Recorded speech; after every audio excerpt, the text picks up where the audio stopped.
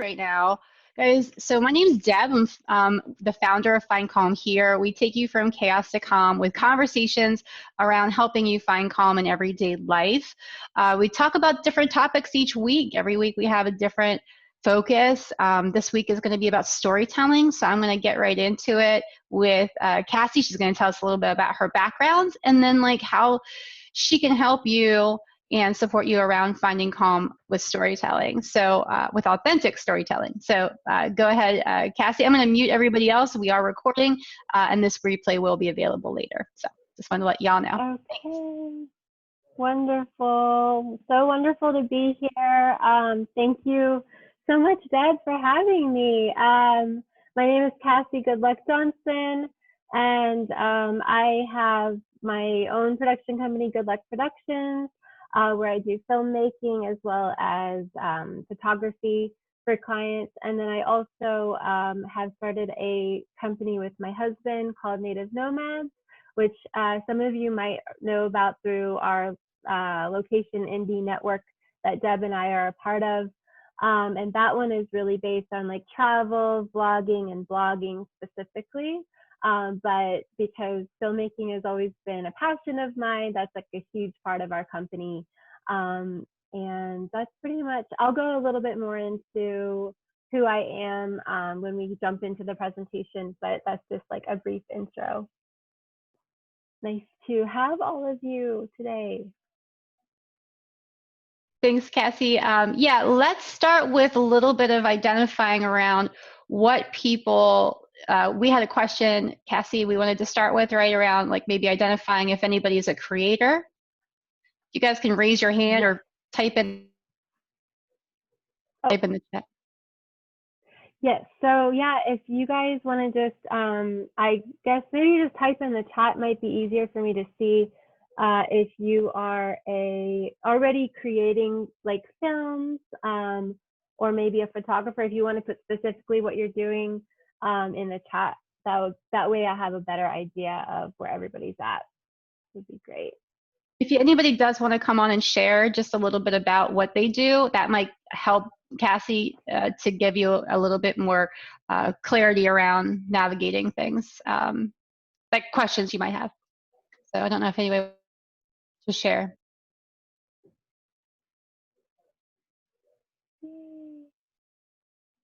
Oh, cool. Podcast and online yoga videos. That's amazing. I used to be a yoga teacher and I still have many great yoga teacher friends who I've done videos for. So that's really cool.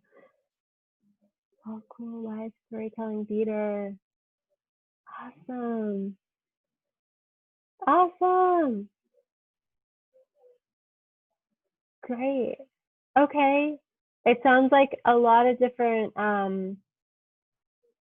like creator mediums going on here, which is amazing. So I'll do my best to oh, and I think my thing just went off. Sorry, you guys. I don't know how that turned off. I just got the streaming fixed with Facebook, so we're good on Facebook now. Okay. If you guys don't mind, I just have to plug in my computer. I think is gonna. I just have to plug it in. Give me one moment, okay? Sorry. Deb, can you keep talking? No worries. Hi, Julie. Welcome to our group. Thanks for being here. If you had questions, certainly post them in there. I see that Priscilla's here, Janet's with us, and as well as Sandy. So thanks for sharing some comments here. I'll just reiterate that it sounds really great. A lot of people are, oh, Jonathan's here too from Merida, Mexico. Welcome. So glad to have lots of people from a lot of places. And you guys can put in the chat where you're from. I am based in Harrisburg, Pennsylvania, which is the capital of Pennsylvania. Not many people know that. I was just talking to somebody about that the other day. But we have people from all over in our Find Calm Here community, which is really great. That's what one of the amazing thing is about this community is that it's global. We've got people from everywhere. So, and you get to learn so many exciting things. So welcome everybody. Thanks for being here. Glad you're here. Stephanie's from Northern Virginia. I know Leah and Priscilla are from Harrisburg. And oh, San Francisco, Julie, welcome. I was just there. I hope you're feeling okay with all the fires. So hopefully your family and you're safe. So Cassie, are you ready? I am ready. Yes. Yay. All I am right. so excited that everyone's here. So should I go ahead and I think because I'm co-host, I can go ahead and share my screen You can. without You got needing it. permission. So let me go ahead and okay, perfect. And then you guys tell me if you can see this. Okay. Can everybody see that? Okay. Okay, cool. So I'm going to go ahead and hopefully that is correct. Okay. Can everyone see that? It's okay? Okay, great. Okay, so I'm just going to jump in right in and just kind of go over some of this. And honestly, I would love this to be as interactive as possible. So I'll save some time at the end for Q&A, but if people have questions throughout, like maybe just either type in the chat box or Deb, would you want to help me if I miss a question or something like that? For Okay, sure. Yeah. I'd love Yep. to hear people's questions, so just want to put that out at the beginning. So I think that filmmaking is like a painting, and I think that how this relates to being calm is when I imagine like painting something on a canvas, like as an artist, I just imagine myself really being in a state of calm. And I think that's really important because I think we're accessing a part of our brain as any kind of artist that is, I guess you could say, the right brain. And so once we start to get into that flow, however it is that you can get into the flow, you really start to access the creative brain. And so to me, filmmaking really is like painting. So you're able to access the best parts of yourself when you're at your best. It can be very meditative. And I think also having a bit of a structure in place really helps you to actually remain calm, and then you're always free to be spontaneous. Like that's the way I kind of look at it. So if I have a little bit of structure, it helps me because I don't have to wonder what it's going to be. But then once you get to the drawing board, to the canvas, you can always change it up. You can always be a little spontaneous. So that's sort of just jumping right in for being calm while filmmaking. And then stories in general, I think, are the core of humanity. When we think of humans and when we think of history, we always kind of see that stories really are at the core of who we are. So some examples are just like, when we look at cave walls from thousands and thousands of years ago, and we see like stories being drawn on cave walls. Me being half Navajo myself, that's particular interest to me. But just seeing that since kind of the dawn of humanity, there's been stories involved. I kind of think of it as like sitting around the campfire and we all tell stories. They could be ghost stories. They could be, stories of like, they could be fantasy stories, whatever it is, like I just think we're like wired for telling stories and hearing stories. As children, I mean, some of my best memories are just hearing like my mom's stories and stories like from my grandparents that they would tell. Some of them were funny, some of them were scary, some of them were just like left you on the edge of your seat. And for me, for being half Navajo Creek, stories are really something that are like important to Indigenous people, to Navajo people, but I really think to all human. Again, going back to humanity. So our own stories really shape who we are and what we believe and where we are going in life. So the power of connection through sharing stories. It's just really powerful. I do feel like most of the time, like friends in my life, people who've inspired me, we've always been able to share stories. And I think, again, it just goes back to humanity. So just some ideas to kind of that came to me with when writing this presentation is just It's the power of community, identity, finding our voice, finding our truth, expressing that truth. And then through all of that, we really are able to connect to each other because we can relate to everybody. We all have a unique story, but we are really able to relate, I think, with each other through those stories. So does anybody have any questions before I move on that, or like thoughts? I would love to hear. Okay, so I'm going to move on. And then I just had this quote, stories create community, enable us to see through the eyes of other people, and open us to the claims of others. So I'm going to keep moving on. So who am I? Again, I think I already said this. I am half Navajo on my dad's side, half European on my mom's side. And the only reason I mention that is because I do think it's really shaped who I am as both a filmmaker, a storyteller, an artist, and as a person. I sort of have personally always had like these two, I wouldn't say clashing sides, but just such different ends of the spectrum, like has created me. And so I guess in a way, it's always been really important for me to seek some of the stories of my ancestors. And that's why actually personally I'm so interested in like Indigenous stories and documentaries specifically. It started when I was 8 years old, a love for filmmaking. My mom went back to film school and I got used to being in like editing rooms, and it was old school, like back in the 90s, you know, and being on sets, like little movie sets, and just really getting used to being both behind and in front of the camera. You know, would make movies with my friends from a young age. Like anytime we had free time, that's what we were doing. We were making little films. We were making like real world spoofs that show the real world. We were doing music videos.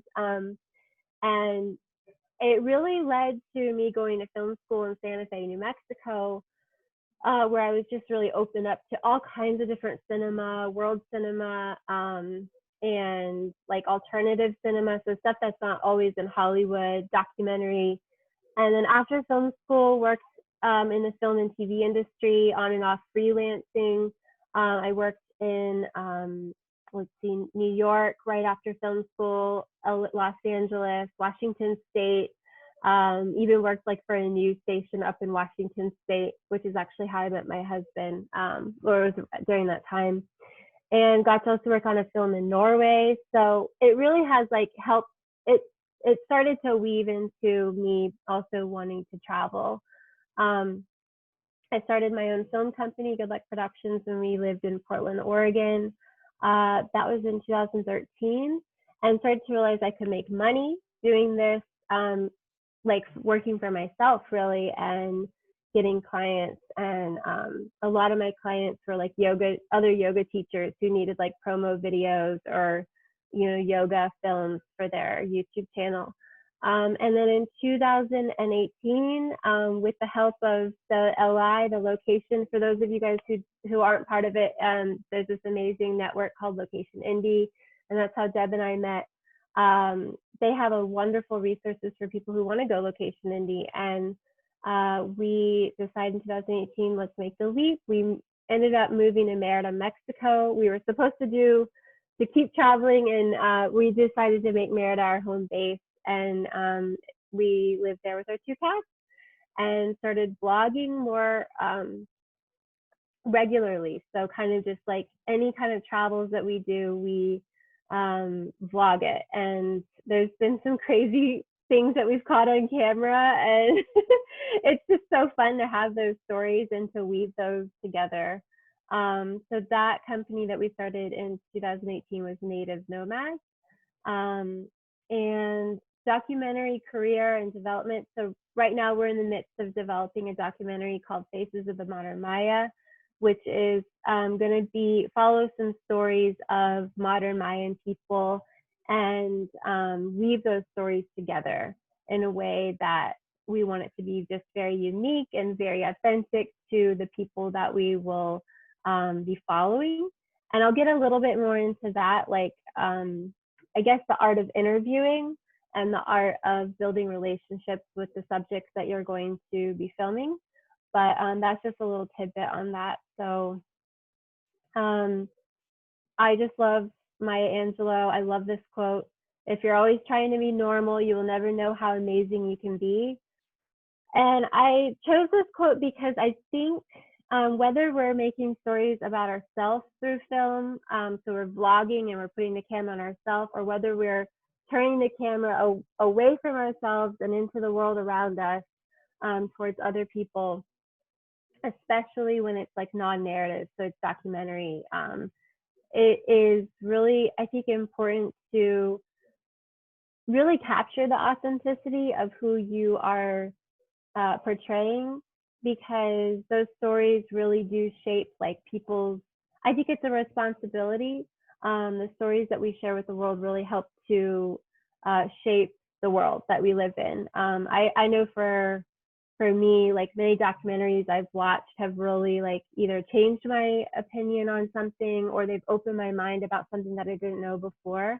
And they really help like connect us all. And so I really like this quote just for the fact of, you know, we don't need to like necessarily fit into a box, but we can be authentic with our storytelling.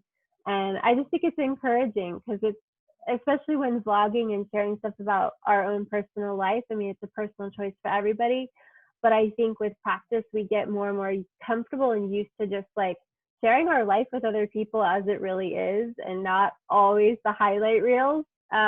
So anyhow, yes, I'm going to move on from that quote, but it's great. Any questions or anything before I keep moving on, Deb?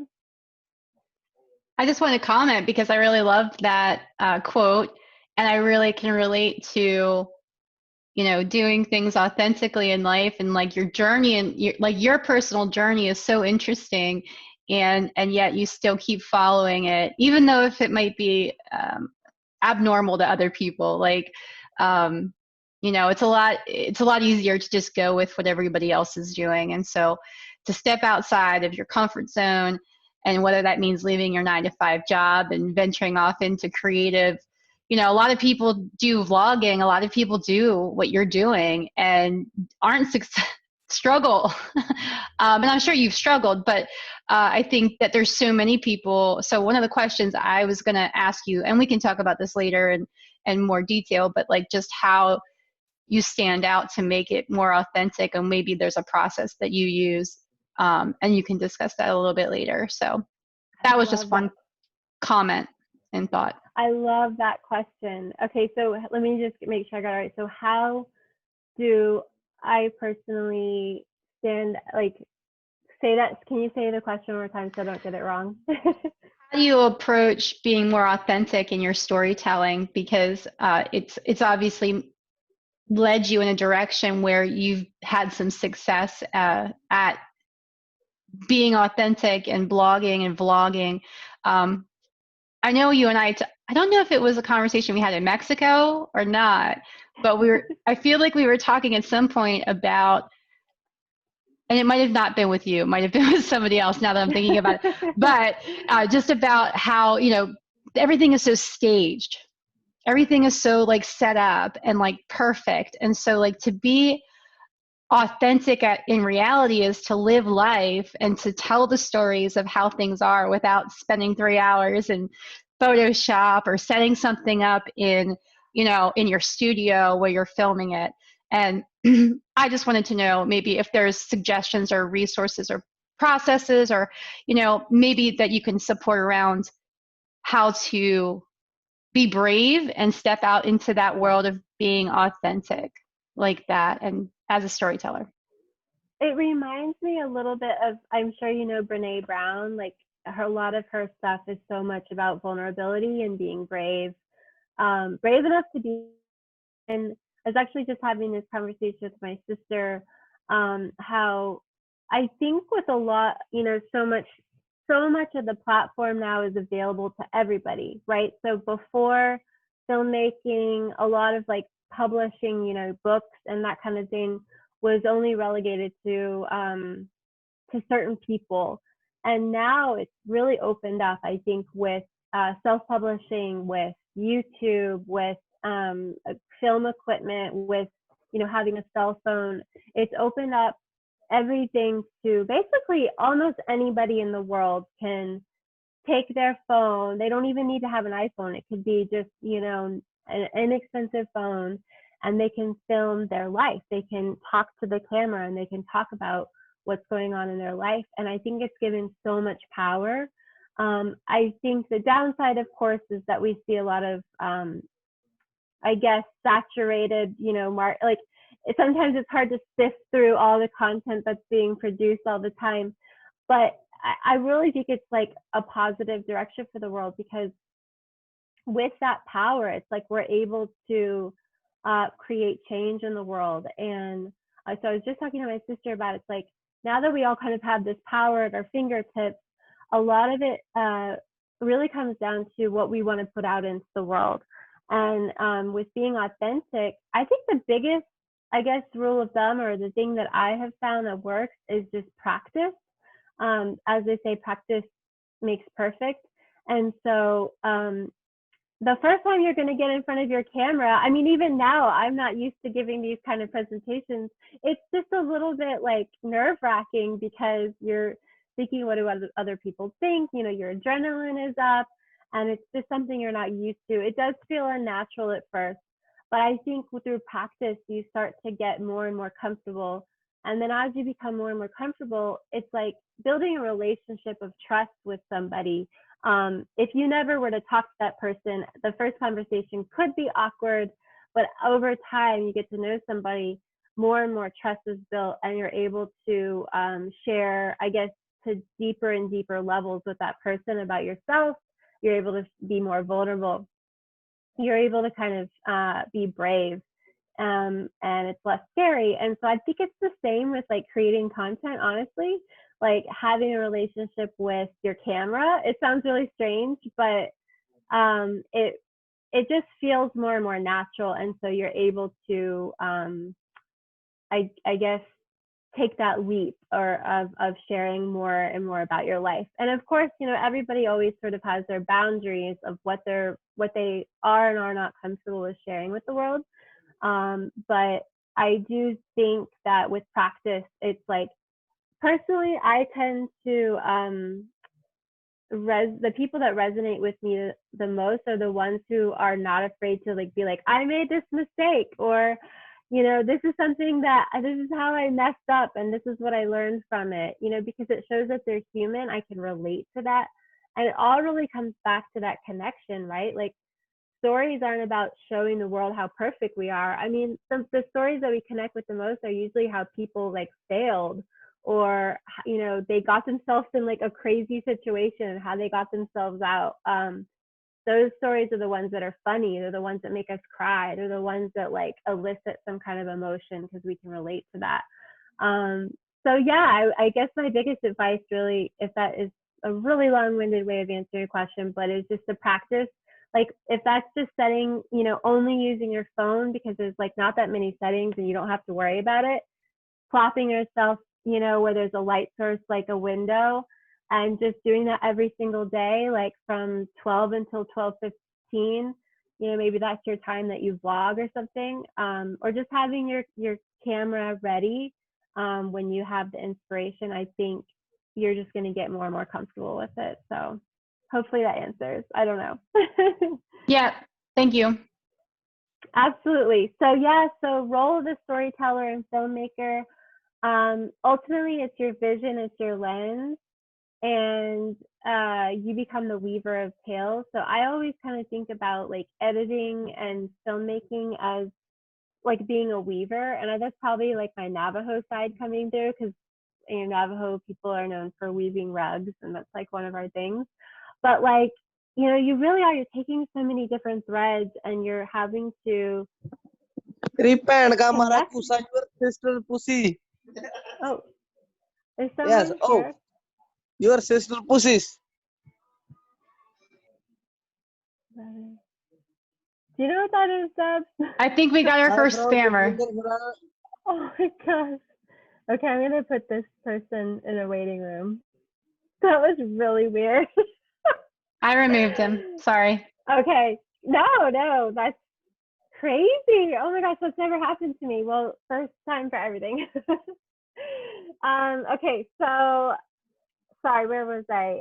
So yeah, so there's responsibility in storytelling, and I kind of have gone through this, but with non-narrative stories, you're either telling the story of yourself or of others, and the importance of authenticity. And this is what I wanted to kind of go into. So I think like with interviewing, especially like if you have a subject that you're following, um, the biggest lesson I've learned is if you can take your time to build relationships and trust with that person, um, that's really I think where you get the most authenticity. So like we're right now we're in the midst of developing this documentary where we want to follow 4 to 5 modern Mayan people, and we have like our first subject who we've been in communication with, and we kind of had like our first pre-interview through Zoom, and it was so interesting to get to know this person and like what their life is about and the struggles that they've had, and they're just so absolutely inspiring to me.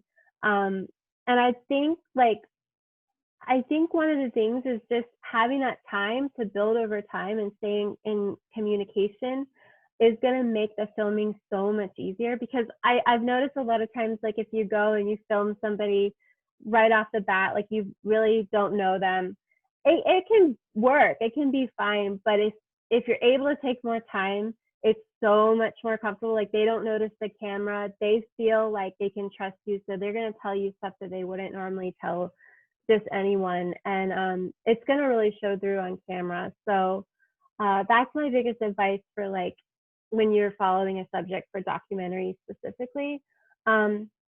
And then what is the goal? How does it shift over the course of filming? Really staying open. So I think I talked about this before, but having a structure is great, but as with anything, like especially if it's non-narrative, so you're not following a script or unscripted, like content. The biggest thing for me is staying open. So you have the structure, so you go in, you're a lot more calm when you go into the interview. So you have like your questions, you've done your research on the person, and you have an idea of what this person is about and like what you want, where you want the conversation to go with them. But I just find that having those questions help me stay calm, because I feel like I always have something that I can go back to if I need, like if there's like a lull in the conversation. But the biggest thing I think is just staying open, because so many times the interviews, and I'm using this as an example, but the interviews have gone off like the questions completely. And like things are revealed that I never ever would have imagined when I researched this person. And I think just that idea of being really flexible to and open to where it could go is huge. And that's really something I've learned with just like practice again of interviewing. And because like you might have a question for somebody and then they start to answer it, and very naturally they're going to start to go sometimes on a tangent, probably like I'm doing in this in this thing. But that's really where the authenticity will come. It's like the little gems, the little golden nuggets come in those tangents.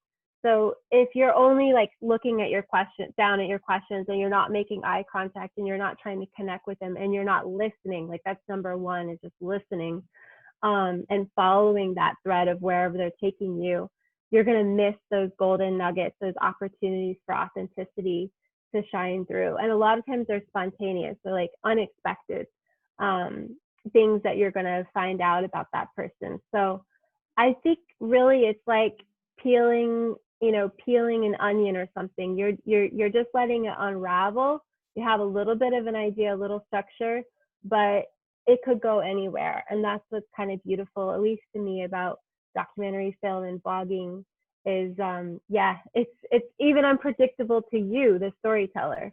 So, and we'll get into editing a little bit later, but I don't know how much time do we have? Better keep track of the time. Okay. We got about 20 minutes left. Okay. I'll probably like just race through these so that we can do the Q&A. So how do you find the thread of the story you want to tell? It's the one that you will follow through to the end. I really think that if you're passionate about the story you want to tell, actually calm and passion can coexist. And whatever sparks your curiosity and your excitement and makes you feel connected to personally, that's going to be the one that you're going to stick with.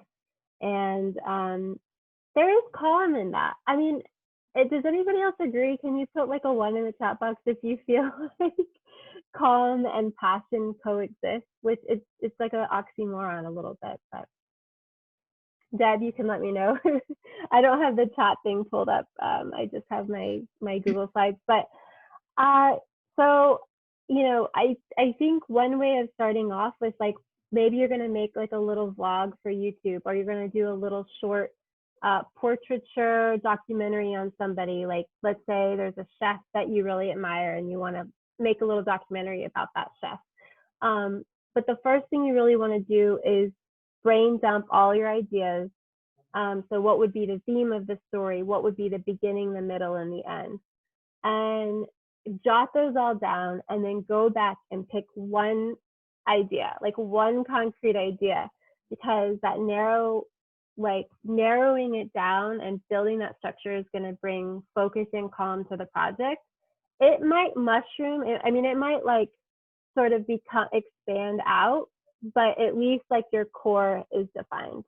So I think for the artist brain, like if you have like a kind of more creative artist brain, sometimes we can really do well in chaos, but that doesn't necessarily mean it's any good for us. So I think narrowing our ideas, like if you're like me, I tend to have a million ideas, but if we can narrow that down, we're going to bring calm into the project. I want to just note on that real quick, Cassie, because I love that. And I think it's so true, right? You can go, especially being an entrepreneur, or if you're, any creative projects that you're working on, you could have 17 different ideas and different directions off of those that they could go. But really forcing yourself to say, all right, I have 17, I'll put them on a piece of paper, but today I'm doing one. This week, this month, this year, we're doing one project. This is what we're doing. We're focusing on. I love that. It's not that you can't do the others. It's just that you have to start somewhere, right? And that's what you're kind of talking about, is letting go of what maybe isn't the priority, focusing on that one priority. And then that helps get you, because you've clarified, you bring clarity and you bring calm, because you've said, okay, I'm letting go of all of these other things. They're great ideas and I can do them later, right? Exactly. You free up the space in your brain, I think, when you just have the one idea. And yep. You have the brain dump, you can always go back to those ideas, like when you're I guess when you're mining for ideas later. But just knowing they're in your notebook, they're put away, and you've got your one thing, it definitely brings calm to the situation. Do we have time to maybe spend 5 minutes just doing a little writing prompt, and maybe Sure. Okay, so let's take, actually, since we're like running close on time, let's just take 2 minutes.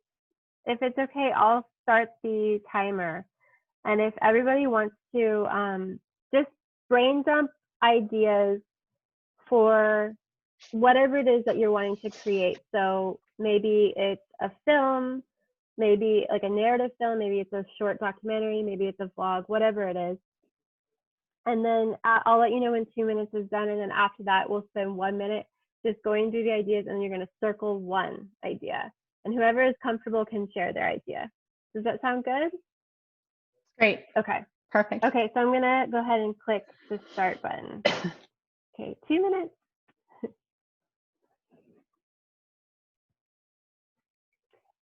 And there's a writing prompt here if you guys want as well. You don't have to, though. No, that's great. I like that specificness of young and laughing, because that's Right? specific as a time frame of an age bracket of young. I mean, I guess your definition of young could be expanded a little bit to depend on what you mean as young. And you know, but considering about laughing being joyful. Yeah, yeah, and whatever ideas that bring up for you, it could be anything. Yeah. Doesn't have to be about you. It could be about someone else too. Yeah.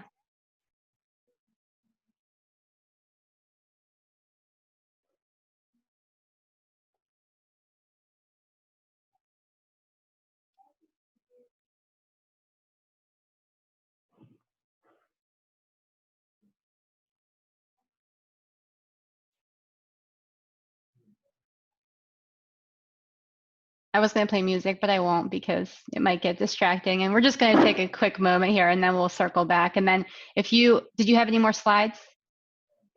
Just a couple more. I can race through them. Probably, yeah, we'll just save more time for Q&A. It's probably more important.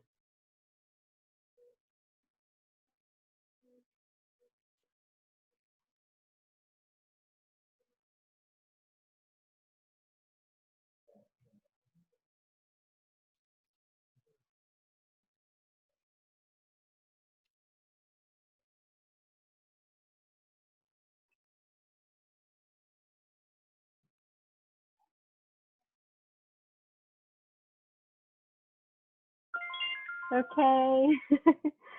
My timer went up. And I wanted to just say, like, that wasn't a lot of time, but if anybody wants to like circle back with me after this presentation and share your ideas and like talk about it, I would love to. I would love nothing more. So I'll leave my information at the end so you guys can get a hold of me. And we can share these in the Find Calm Here community for sure. Like if you guys have ideas or you want to connect inside the Find Calm Here community, feel free to post your ideas and we can start a chat there too. Yay! So go ahead and I'm going to give everyone I'm going to set the timer for 30 seconds. And if you want to just go through and circle the one that's speaking to you. So it's the one that gets like butterflies in your stomach, like you're more excited about it, whatever one sparks your curiosity the most, just circle one idea. So I'm going to set an alarm. Okay, we're going.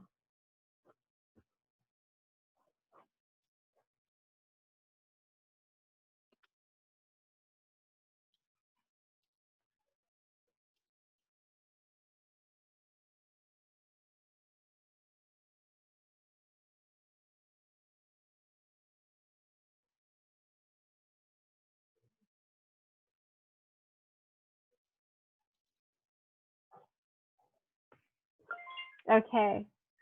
Does anybody want to share? I would really love to hear.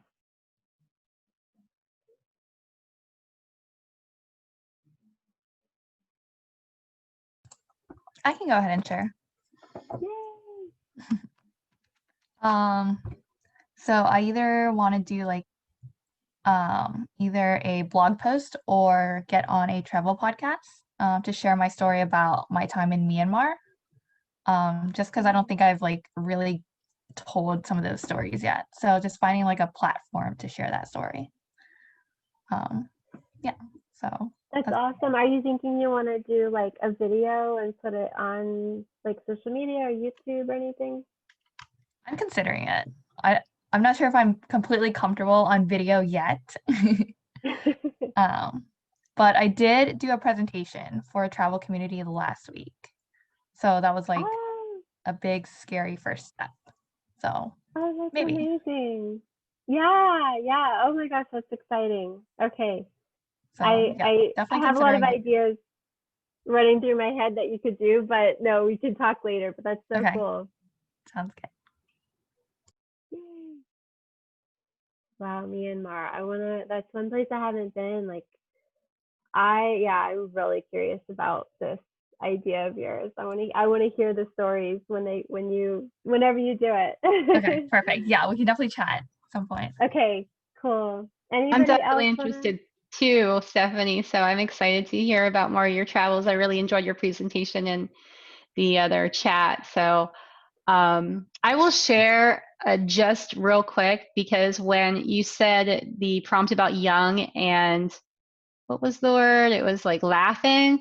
My dad reminds me, like, when I think about my dad, he was very funny. He was animated. He made everything fun. Like, life was really fun when I was young, and he raised me because my mother worked full time, and he was a cartoonist, so he was very creative.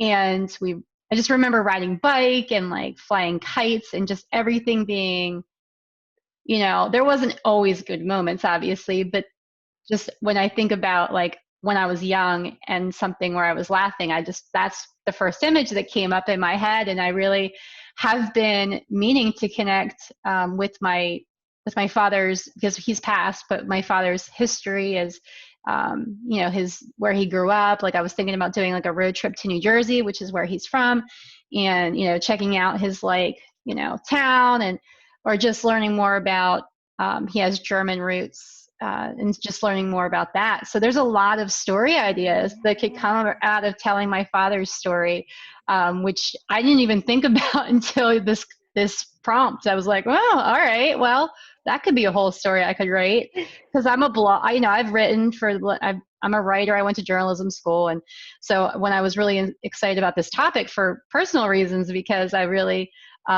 enjoy sharing with the Find Calm Here community about my story, but there's a lot that I'd like to do with writing, whether it's sharing around finding destinations of calm with a travel writing focus, or whether it's, other personal focus about blogging and things like that. I've blogged a lot about my journey for the last few years, which is kind of what brought me to creating Find Calm Here. So just wanted to like say that was what it made me think of, and I really appreciated the prompt.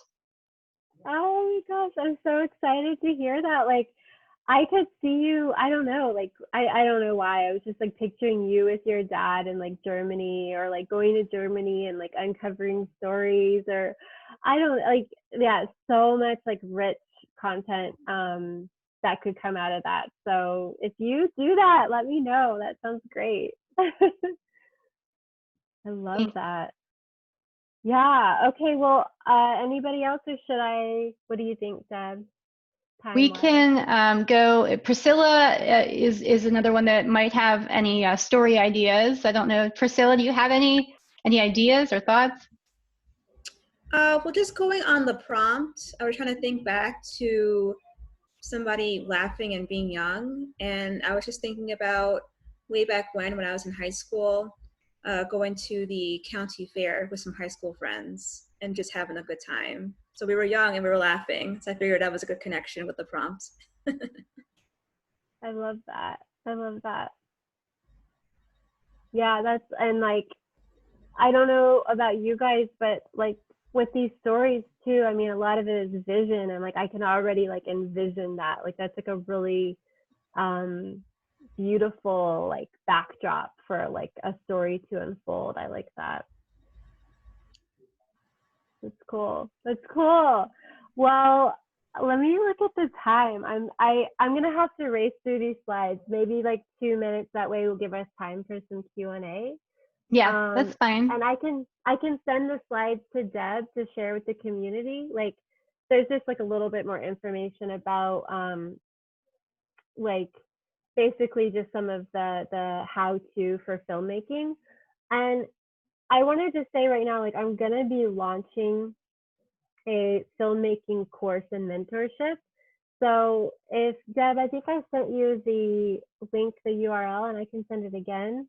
Nope, I have it here. I can post it in the chat, but I already actually posted it in the Find Calm Here community under your event. And I also posted it in the Facebook event for this particular event. So yeah, so if anybody wants to catch up with her, yeah, go through the last couple of your slides real quick, and then we'll just see if there's any questions on the end. And then I'll just talk about upcoming events, and then we'll be good. Okay. Yeah, and the URL, if Deb shares that in the chat, like, it's basically just more information about that filmmaking course that I'm going to be launching soon, and mentorship. And you can just put your email in there to get on the waiting list for more information about that. So encourage everybody, if you're interested. I'm just going to like go through these quickly, just basically spending time on research. We already talked about this, getting comfortable in front of the camera, building trust, equipment that you're going to want to think about is, you know, what camera are you using? It can be as simple as your iPhone. Lighting, natural lighting is always a great thing. I mean, getting near the window if you don't have like professional lighting. Tripod or stabilizer, or, you know, maybe you're just setting your camera on like some books. And editing equipment, I use Adobe Premiere. So there's lots of wonderful tutorials on that software. Cinematography, just some things to think about is like, you know, you can get really creative, like think kind of, you know, I don't know if any of you have seen Breaking Bad, but Vince Gilligan, the director, like places the camera in really weird angles and really weird places. Like it might be the characters, you know, gonna do laundry and the camera's like inside of the washing machine, like that's like from the point of view of like the washing inside the washing machine and like the person putting stuff in. So you could get really creative with your shots. You can do a range of different kinds of shots, from wide shot to medium shot to like extreme close up, to show little details. So a lot of times when I'm like filming, if I have time to think about that kind of thing, I'll try to get a variety of different shots and angles. Playing around with lenses and lighting. So your lighting's really going to affect your mood. And like if it's really bright, it's going to be more cheerful. If it's more like shadowy, it's going to be more moody. And then are you going to want it to be a still shot or a moving shot? So you can get lots of really cool shots like on a gimbal and be like free to move around, but it's going to look really like almost kind of floating. And then we went over some of the interview tips, but I think the best thing is just to do your research, have your questions, but don't be afraid to go off script. So let that person, if something is starting to light them up as they're talking, like do follow-up questions, like really listen to what they're saying. That's the biggest advice I can give with interviews. One more really cool tip is there's a program called Otter AI. So Otter, OTTER.ai. I found this, and it's an amazing software, like a artificial intelligence software, which is kind of weird, but you can put all of your interviews in there and like import them, and it will transcribe it. And a lot of times I put on binaural beats, and I just like go through my transcriptions with like interviews, and I just start to find like my favorite sound bites, or like highlight like my favorite parts, and then start to construct like, you know, like with a Google Doc, like a story edit of those sound bites. And you could start to see like a story being formed. This will all be in the course that I'm going to be. It's going to be a lot more organized as I'm working on this, but this is just some information about organizing your footage with Premiere. And I'm not going to, we don't have time to really go through that at this point. Last thing is just staying calm. Like my personal tips, I think self-care is so important with filmmaking, especially because I think the energy really does transmit through the camera. And also, like if you're in a calm, like happy environment, it just feels, everything just runs so much smoother. And my biggest advice, other than self-care, so whether that's yoga and meditation, if you have a big decision you have to make, just sleep on it, taking breaks, going on walks, journaling, you know, that kind of thing. But my other biggest advice for staying calm with filmmaking is just being prepared. So like, again, if that's having your questions written out, just giving yourself more than enough time to film something is always helps with calmness. So that's all for right now, I believe. Well, And that Cassie, was a lot of information. that's okay. That's okay. That's cool. If you want to stop sharing, we'll go back over to our gallery view and just kind of connect with anyone who had questions or comments. You can put them in the chat if you're not able to come on camera. If you guys do have any questions for Cassie after the event, you can connect with her on the Find Calm Here community. You can sign in there. It's free to join. It's findcalmhere.com.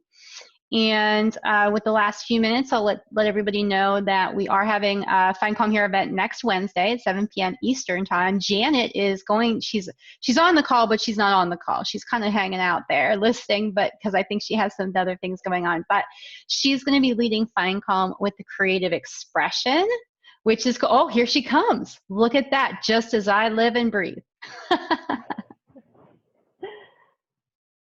Very cool. Hi, Janet. Do you want to unmute and chat for a minute and just tell us a little bit about our event coming up next week? Yeah, so Find Calm Through Creative Expression is actually going to be a lot of movement-based work and doing creative movement to find calm and to open up your creativity by getting physical. Yeah. Very cool. Thank you, Janet. Very cool. I'm excited about that event. I think it's going to be super fun, and maybe that'll connect with your stories, and then you can figure out how to like get that creative juices flowing. So maybe this was like, you have some story ideas and now it gets your creative juices flowing too. So I think that'll be really cool. Anybody else have any questions or comments? I see a few people here just hanging out. I see Garnet. Welcome to Find Calm here. Thanks for joining us. I think this is the first time I've seen you on the call, so I appreciate you spending some time here and connecting with us in the Find Calm here community. Yeah, thank you. This is great. I'm looking forward to next week's event also. Very good. Where are you joining us from? Idaho, Post Falls. Ah, very cool. Welcome. Cool. Well, we're going to wrap up. If anybody doesn't have any more questions, I want to thank Cassie for joining us today and sharing your wisdom. I have loved your work. We had you had done when I went to Denver, and then we also, I think, were you in Denver or you were just in Mexico? Just Mexico, but I feel like everyone I met in Mexico had gone to the Denver one, so I kind of felt like I heard a lot about it and like I was there in a weird way, but yeah. But I'm glad Cassie had done the video from our Mexico trip, and I went to Mexico in 2019 with the Location Indie group, and so she did a really great job of telling a story in a very short amount of time. And so when I wanted to do a Find Calm event, I ended up working with her, and she was really great to work with. So if anybody's looking for a videographer, I highly recommend her as somebody to do a promo video if you have a launch or something coming up, for anybody who's doing a book launch or launching a course or anything like that. Those are really cool ways to get the message out about what you want to talk about. So she had helped me with that. With that, it's just about 8:00 p.m. Eastern time here. Thanks all for joining. Again, if the replay will be posted on our YouTube channel, so if you missed this, we did stream live to Facebook. So if you follow Find Calm here on Facebook, you'll be able to see the live stream on Facebook in the replay. But I'll post it on the YouTube channel as well. If you are not a member of Find Calm Here, you can join. Go to findcalmhere.com and you can just press the join button. It'll take you to a different platform. Our community is not on Facebook because we have a really great community that's really focused around finding calm. So we provide you with a lot of resources there. The replays of all the events. We've run events every single week, except for the 2 that I was on vacation in California, but every single week since the end of April. So there's a lot of really great content there. And then there's also some really good resources. You can connect with Cassie, who's currently in Mexico, in the Find Calm Here community. And then you can also get her mailing list for her mentorship program coming up. So with that, yes, go ahead, Cassie. I'm going to go ahead and just put our 2, like if you want to connect with us, my email, and also our website. Our Native Nomad website, so you can find us there. Yep, and the website is on the Find Calm Here partner page. It'll go with your replay as well on the partner page, and it is listed in the Find Calm Here community. So we have you all synced up there too.